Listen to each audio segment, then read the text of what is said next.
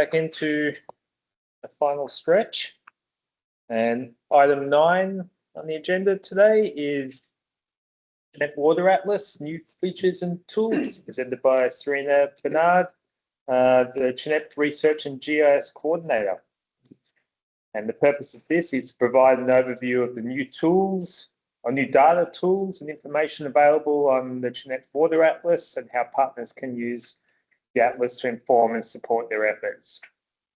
This relates to the CCMP Water Quality Improvement Action Plan, Action 1.2, support the uploading and archiving of data in standard common public databases, including FDEP's database and the CHNEP Water Atlas. Sarina. Yep, thank you. Yeah, so we've made a bunch of improvements and added new tools to the CHNEP Water Atlas since the last TAC presentation. So I'm excited to share some of those updates today.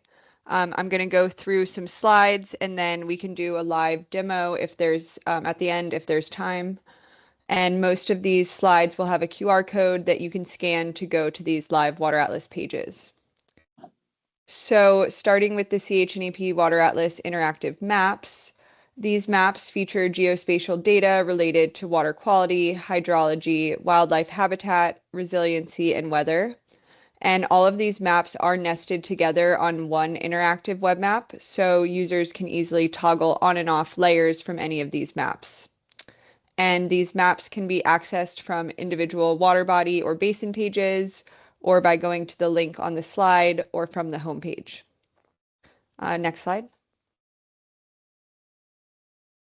So we recently added several new layers to the maps, including the Florida Department of Transportation statewide wildlife crossings layer, the USA flood hazard areas layer, the most recent statewide digital elevation model or DEM layer, the Florida Department of Emergency Management elevation certificates layer, a bunch of layers related to USA soils, as well as several layers related to Hurricanes Ian, Milton, and Helene.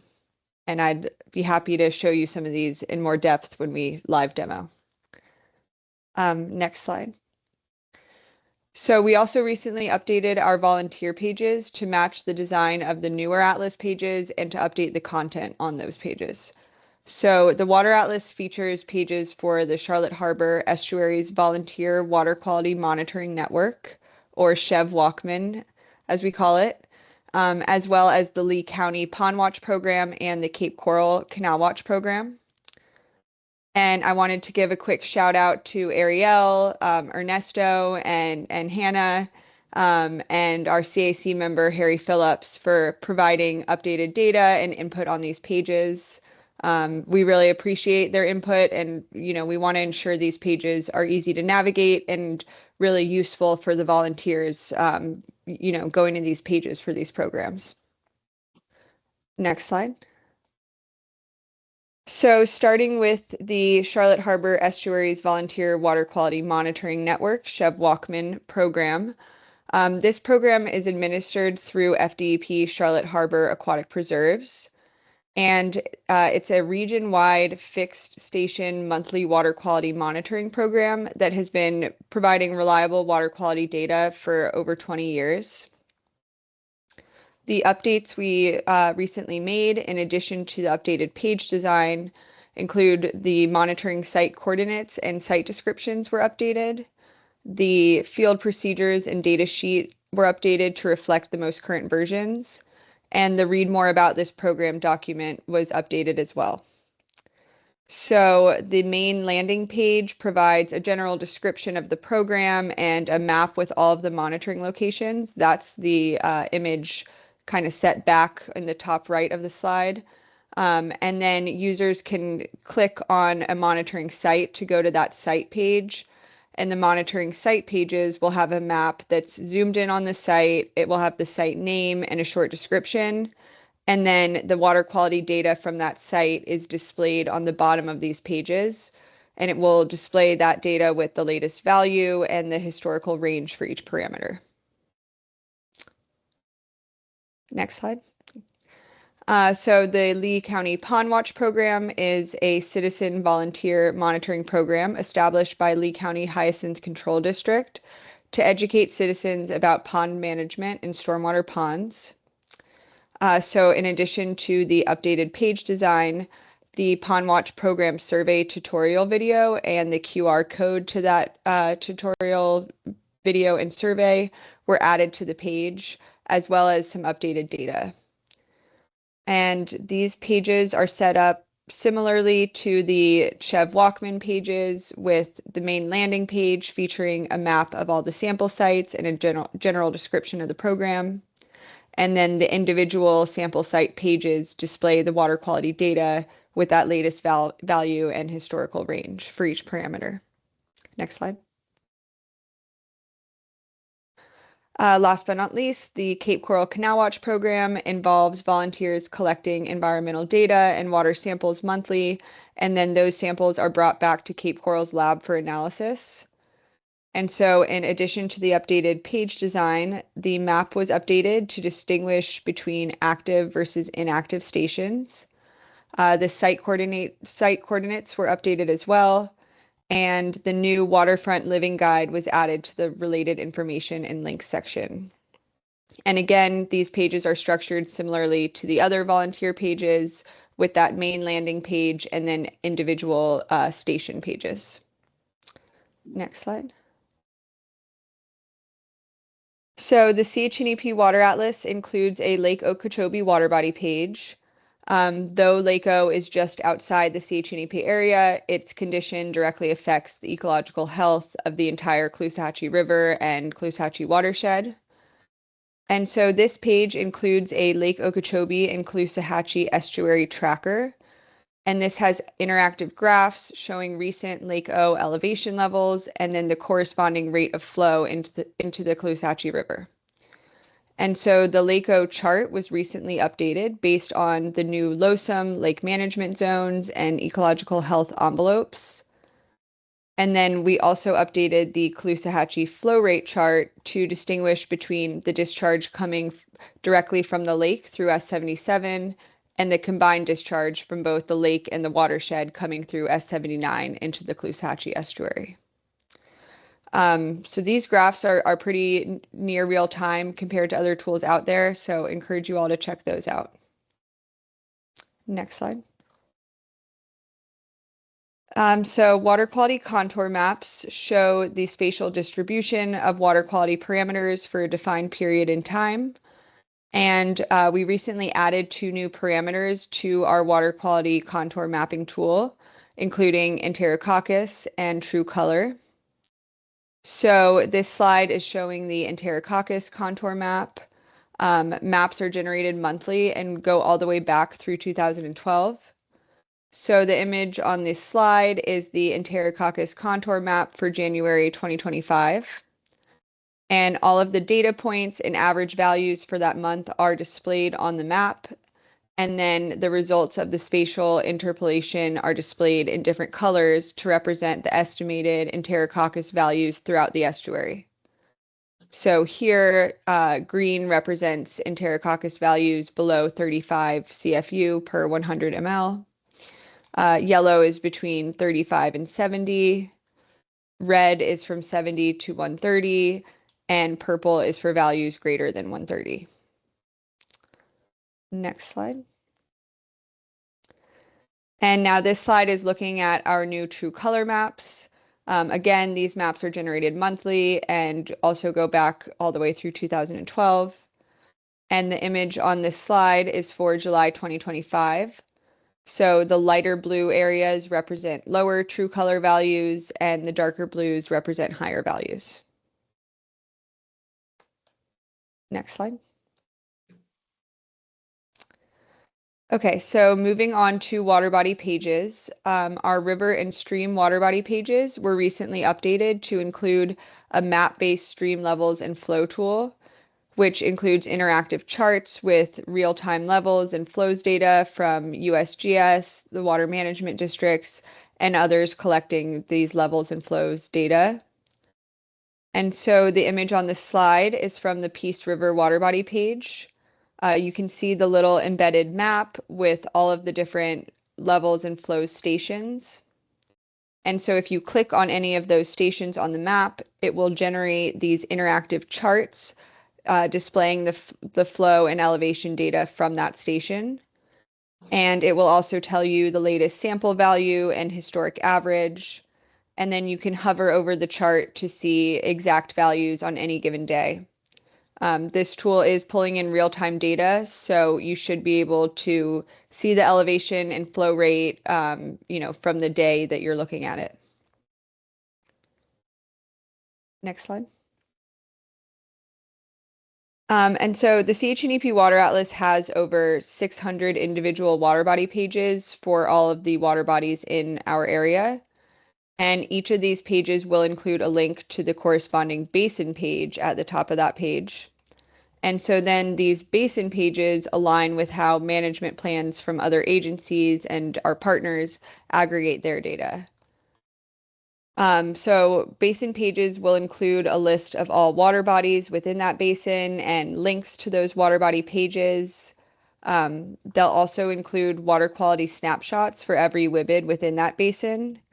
So for example, the image on the slide is from the Charlotte Harbor Basin page, and it's showing it has snapshots for all 29 WBIDs within that basin.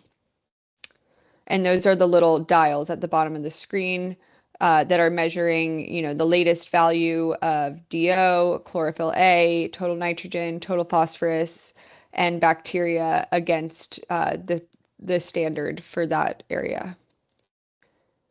And basin pages are also presented with all of the associated data in those 4 interactive mappers that I showed you earlier, so that you can go click on the map and look at what's going on a regional basin level scale. So then below the fold, or on the bottom half of the basin pages, we recently updated the hydrology, habitats and ecology, resiliency/weather, and geography/land use sections. These sections are accordion style, so you can expand or minimize them depending on what type of information you're looking for. So I will quickly go through each of these sections. Next slide. So the hydrology section now features links to minimum flows and levels documents and information, and those are specific to the water bodies in that basin. And then for CHNEP's northern basins in the SwiftMud territory, SwiftMud calculates the Aquifer Resource Indicator, or ARI, for 3 groundwater regions each month to provide the public with a gauge of groundwater levels in their area and to help them understand the severity and cycles of drought and recovery. And so that's included in this section on our northern basin pages. This section also includes information on CHNE projects specific to each basin, with general project overviews and links to project documents, reports, and fact sheets. So in the example and image on the slide, this is from the Charlotte Harbor Basin page, and it includes the Charlotte County Vulnerability Assessment Project that Jennifer mentioned earlier. It includes the Charlotte Harbor Flatwoods Initiative projects, the Yucca Pens hydraulic restoration projects, and more. Next slide.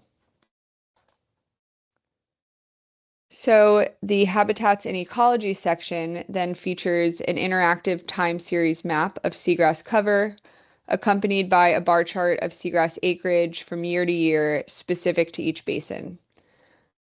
And so what I mean by time series is in that little interactive map, you could, click all the way back to 1948 and then click that little play button to go through the years and look at the seagrass coverage data on the map, from year to year. This section also includes information from the CHNEP Habitat Restoration Needs Plan, which was developed by stakeholders to guide habitat conservation, connectivity, management, and resiliency throughout the area. So it includes a map of the preservation conservation opportunities within that basin, as well as a table from the final HRN report showing the different habitat types and how many acres have been lost or gained over the years. Next slide. The new resiliency/weather section includes the CHNEP Habitat Resiliency Project, which involved using the NOAA predicted sea level change scenarios to create a habitat evolution model and map predicted vegetative community shifts and habitat migration. So the maps on the slide are showing the model results for Charlotte Harbor Basin in 2016 and then in 2070. And the resiliency weather section also features a chart with annual rainfall totals for each basin. Next slide. So the geography/land use section includes a chart and a table with total population data for each basin. This section also features land acquisition information, including a pie chart with the percentage of land area under protection in that basin, as well as a table breaking down the amount of protected land under federal, state, local, and private ownership. This section also includes an interactive land use land cover time series map accompanied by a table breaking down the acreage and percentage within each land use category from year to year for that basin. The data from the most recent year is then presented in a pie chart. So in the image on the slide, it's showing the land use categories as a percent of basin area for Charlotte Harbor Basin in 2023. And this data comes from the water management districts. And then finally, sorry, if you don't mind going back one. Finally, this section also includes the results from the CHNEP Economic Valuation Study, which was an analysis of the economic activity tied to natural resource protection, restoration, conservation, and management activities in the CHNEP area. So there's an infographic here breaking down the results for that basin. And then the basin pages also include sections with recreation links, photos, and related information. Next slide. And this was a duplicate, sorry, next slide. Okay, so then on water body pages, the water quality section charts were recently upgraded from the previous scatter plots to these line graphs, which show 6-month moving averages and annual means in relation to the regulatory threshold for that parameter. So in the image on the slide, this is from the Charlotte Harbor water body page. It's showing total nitrogen, and it has the latest value and the historic range for total nitrogen on the left, and then the chart on the right with the solid green line representing the 6-month moving average, the dashed line representing the annual means, and then that red line representing the regulatory threshold for TN in Charlotte Harbor. And so users can click on the graph to view it in full screen or to view different chart options, including a 2-year and 10-year scatter plots, as well as a seasonal variation box and whiskers plot. And then you can click on that little download button to the far right to download all of the total nitrogen data for that water body. Next slide. The data download tool was also recently updated to be more map-based and include a more user-friendly query tool. So all of the data that I've mentioned, in the previous slides and a bunch more is all available from the data download tool. Next slide. And we've recorded some tutorial videos to guide users through the basics of using the CHNEP Water Atlas. So far, we have 4 videos, including on how to navigate the homepage and find a water body, on water body pages, on the mapping tool, and on how to download data. And these tutorial videos are available on the CHNEP Water Atlas in the video library or on the CHNEP YouTube channel. So you can scan the QR code on the screen to go to that Water Atlas tutorials YouTube playlist. Next slide. Okay, and some more QR codes for good measure. There's many more pages and tools on the Water Atlas to explore. These were just some of the recent updates. So encourage you to check out the Atlas. And if there's time, I'm happy to do a live demo. If not, I'll take questions. Any questions for Sarina or anything you would like her to specifically demo?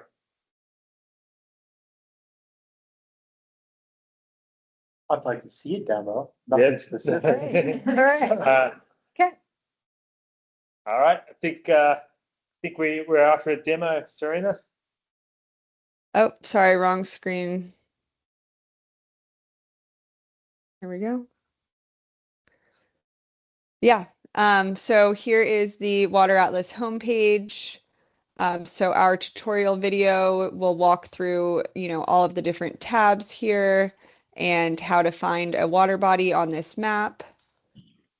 I will, just go through some of the features that I mentioned on the slides. So actually from the homepage, you would go to maps/data to open the mapping tool, which I already have open here for loading purposes. So I had mentioned that we added a bunch of new layers. For example, the USA flood hazard areas layer, which I have turned on here. The digital elevation model. I mentioned several soil layers, and so those are all here. For example, USA soils hydric class on the screen right now. As well as a bunch of layers for the previous hurricanes. And I also want to point out that if you click on these little three dots, you'll see some options where you can increase the transparency if you wanted to see another layer appear on top of this better, for example. And then, as I mentioned, all of the web maps are nested together on this one main map. So users can add layers from the water quality map as well, or the hydrology, aquatic, or terrestrial habitat map. For time's sake, I will keep going. This is the Charlotte Harbor Estuaries Volunteer Water Quality Monitoring Network page. So here's the general description of the program and the site with all of the different monitoring stations, as well as contact information, related links. So these are the updated field data sheets and procedures that I mentioned. And if you click on one of these sites, you will be taken to the monitoring site page where it zooms in on that water body and it switches to an aerial map for volunteers to really be able to zoom in and see where they're going. So it will give the name of the site with a little description. And if you scroll down, that is where all the water quality data from this site is located. So again, it will give you the latest value and a historical range. Similarly, here's the Pond Watch program page, the general page with the description and map of all the sample stations. Again, you can click one of these to open the individual station page and see that water quality data. And then this is the survey QR code and tutorial video that we recently added as well. And similarly for Cape Coral, here is their site map. We did recently distinguish between active and inactive monitoring sites, and it's set to only display active, and you could click to show the inactive sites as well. And similarly, you can go to one of these pages to zoom in on that site and view the water quality data there. Okay, the next one is the water quality contour maps. So this is the water quality contour mapping page. We have several parameters available here.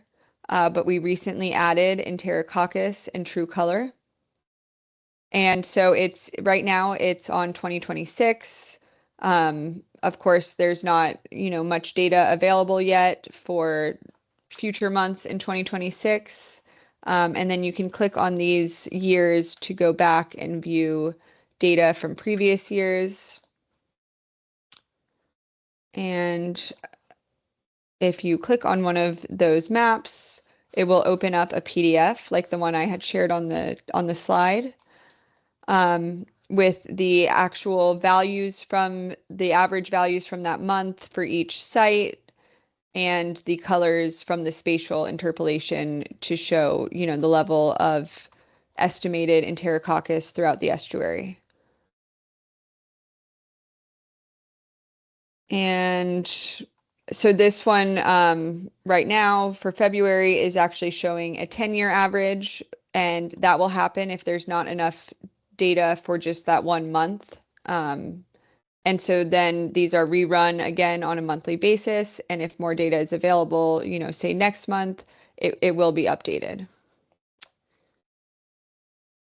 Okay, so here's the Peace River water body page. Let me know if I'm going too fast.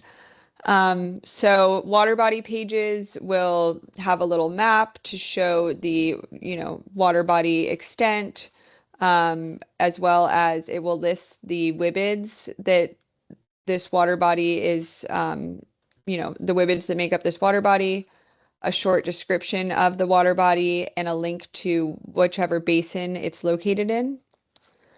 It will display the current impairment status, and if you click on these boxes, it will take you down to that section where it gives more details on what parameters it's impaired for. These are the maps that I mentioned earlier. So, they're embedded here to give users an idea of what kind of data is available in each of these categories. And then clicking on one of these links will open that same map that I was showing earlier, and it will open to whichever layer you click on. And then from there, you can, unclick or click on other layers, whatever you're interested in. And this is the water quality snapshot. So the Peace River, the Peace River page has 10 WBIDs that make up the Peace River. So if you click view data for all WBIDs, you will get snapshots for each of the WBIDs for those parameters that I mentioned, and it will display the latest value and, red or green, depending on if it's meeting or exceeding the regulatory standard. And to move on to the newer features that I had mentioned. So this is the water quality section of the Peace River water body page. And these are those charts that I was mentioning. So again, here's total nitrogen, the latest value, and historic range. And if you click on this graph, you can view it in larger screen, as well as view the 2-year scatter plot, 10-year scatter plot, and seasonal variation box and whisker plots. You can click right here to download the data. This will take you to the data download tool with all total nitrogen in the Peace River already selected for you to download. And you can also click this little button to do that as well. So this is the new, in the water levels and flows section on the Peace River water body page, this is the new stream levels and flows tool that I was mentioning. So there'll be a map, and it will show you water level sampling sites, flow sampling sites, or combined flow and water level sampling sites along that water body. You could choose one of the sites from this drop-down list or just by clicking on the map. And then it will automatically generate these interactive charts for flow and elevation. And then if you hover over these charts, you can see the actual flow rate on any given day. And as I mentioned, these should be pretty real time. Right now this one is showing from the 7th. Although it does show that there's data from today based on the period of record. So hopefully that'll be loaded in there soon. But again, interactive, pretty large, pretty real time.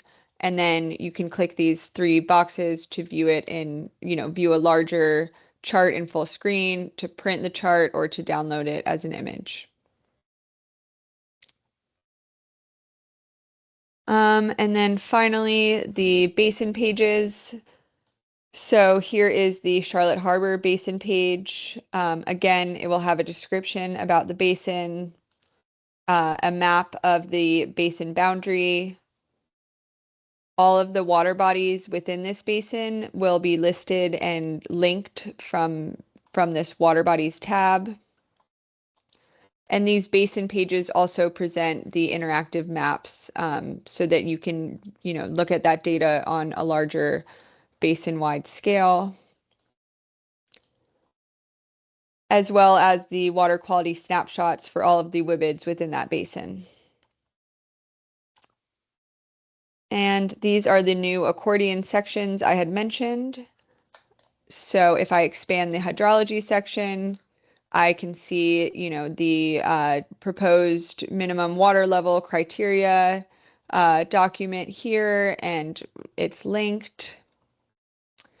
The Charlotte Harbor Basin is in the Swiftmud region, so it does have this 5-year graph of aquifer resource indicator information. And several CHNEP projects, throughout the years have taken place in this basin. And so all of that information will be right here with links to documents related to those projects. So this is for the Charlotte County Vulnerability Assessment, the City of Punta Gorda Adaptation Plan, and the upcoming Tiki Point Harbor Walk Living Shoreline Project, Charlotte Harbor Flatwoods Initiative that I mentioned. And so all of those are specific to the Charlotte Harbor Basin, which is the page I'm on right now. But if you were to go to a different basin page, like Caloosahatchee, for example, you would get, projects, MFLs, and all of that related to the Caloosahatchee. So in the habitats and ecology, here is the seagrass interactive map that I had mentioned. So you can go back through the years. The earliest data for Charlotte Harbor was 1999 for this map. And then you can click the little play button to go through the years and look at how the seagrass coverage has changed. And then this is paired with a bar chart, which is actually breaking down the acreage totals over the years. And you can click on the chart to expand it. And you can click to download an Excel spreadsheet, basically, of this data for all of the CHNEP basins. So here is the habitat restoration needs, preservation, conservation opportunities map that I mentioned. Again, it's showing Charlotte Harbor Basin results, as well as the HRN change analysis, gains, losses by habitat classification type. And you can click here to see the full HRN report. Cut me off if I'm going too long. So here's the resiliency weather section. Again, this is showing the habitat evolution model results for this basin, and it's showing you an image of predicted vegetation shifts or existing vegetation in 2016 and predicted shifts in 2070 over here on the right. And it's paired with that habitat change analysis chart. And we have a cool story map about the Habitat Resiliency Project and results, so I encourage you to check that out. And here is the rainfall totals bar chart that I mentioned for Charlotte Harbor. So then finally the geography land use section again has population totals. This is an interactive chart. You can hover over one of these to see the total population in each year, and it's also provided in table form. The land acquisition information is also presented in this section. And so right now it's telling you that 23% of the land area within the Charlotte Harbor Basin is under protection. And this table breaks down, federal, local, private, or state ownership of those protected lands. There is an interactive land use viewer as well. And again, it is a time series type viewer, so you can click and see how land use has changed throughout the years in the Charlotte Harbor Basin. And you can also see that information in this table, which presents the land use acreage and percentage for each land use category in this basin. And then the most recent year that we have data for is then presented in a pie chart style. So Charlotte Harbor Basin is mostly water. And then finally, the economic valuation. So again, this was a study conducted for all of the basins, looking at the relationship of natural resources contributing to economic activity. And so this is a image here or an infographic that's kind of breaking down the results from that study for specifically the Charlotte Harbor Basin. And you can click here to see recreation links and boater resource guides, photos of the Charlotte Harbor Basin, and a bunch of related information and links. Hey, Sarina, Yep. you have one more minute. I see you have the Lake Okeechobee tab Yes, it's behind. Oh, sorry. It's behind my right there. It's little screen sharing bar. So here we go. almost right there. It's in the middle. There, you got it. I know it was behind the bar here. Just wanted you to track or graphs. Okay. Yep. Like, So like our other water body pages, the LACO page has that same layout, so I won't go through all of that. But this page also features the LACO and Caloosahatchee tracker that I had mentioned. And so it looks like this. You can hover over to see, real-time lake elevation or lake stage and Caloosahatchee flow rates. So right now it's at 10.89 feet. And behind the actual, black stage data, there are colors to show which lake management zone it's falling in right now. So for example, this is in zone D, and then there'll be a little description of what that zone means. So zone D, the lake is generally in range for public safety, but water supply and environmental needs are at risk. Releases may be needed for estuary health, or releases needed for estuary health may or may not be provided. And so that's what these colors behind the chart represent. And then this little, blue outlined, green shaded area is representing the ecological envelope, which is, the minimum and maximum values to keep ecological integrity of the system. And so you can view that lake stage graph with the Caloosahatchee flow rate graph, which is also reporting flow rates in real time. Again, both directly from the lake at S77, and then from both the watershed and the lake at S79. And you can click on or off to, say you just want to view S77 data. or you just want to view S79 flow rates. And this will also include the estuary ecological health minimum and maximum in green here to show you how it's tracking.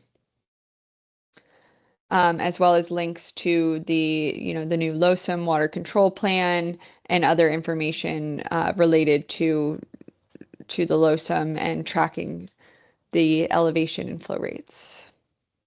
Yeah, no, that's perfect. And I think, I know we're running a little bit behind, but I just want to close with explaining that, bits and pieces of this information, of course, are scattered on other sites across the entire web on many different agencies. The idea is to bring it together so that we have a more holistic, one-stop shop, living report card type of resource that can be routinely referenced. You can bookmark the pages you're interested and check back and know that it's bringing in this tremendous repository of data constantly from, a myriad of sources.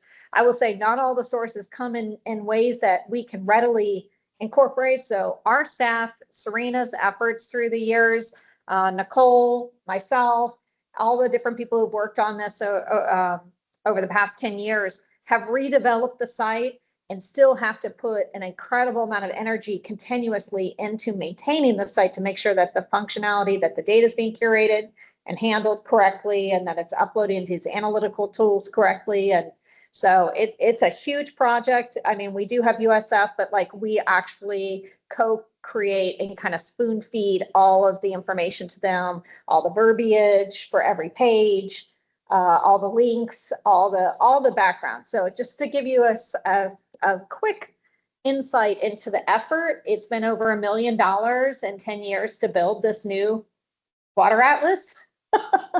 So I would encourage you all to just make good use of it. That's really what it's for, is for you as natural resource managers, as scientific community members, to take advantage of this. And the data download tool makes it very easy to pull stuff back off of the site as well.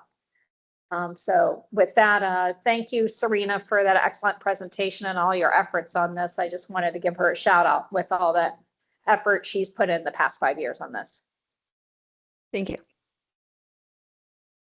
I just have one quick question.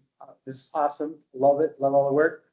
So is everything interconnected throughout the Water Atlas community? Like a lot of this stuff. So say, for example, if you go on Sarasota County Water Atlas and you click on the stream monitor engaged sites, can you do that from the Sarasota County Water Atlas, or do you have to go to the Charlotte Harbor? So the answer to that is some of it.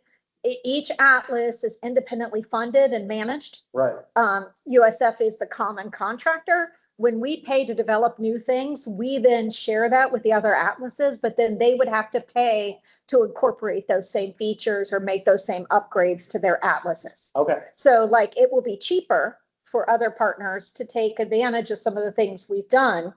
But it still comes at a cost, and still we require their staff to be involved in doing what we do in helping co-create the product with USF. So I would say that some of these things have been carried over, vice versa. There's a few things that other atlases have developed that have been shared with us that we have gone ahead and pulled into our atlas. So we try where we can to build consistency, but it really is up to the individual atlas, funders and providers. All right. Thank you, Sarina. Glad to live there. If anyone has this, I'll just jump back one there. There's a couple of QR codes if you want to scan that for your records. And I'm sure if you have any questions or ideas for additional functionality, you can get in touch with Sarina for anything else. But yeah. Or myself, because as much as we're sorry for ourselves, we're happy for Sarina. She is now working remotely in Gainesville and will be returning to grad school in the fall.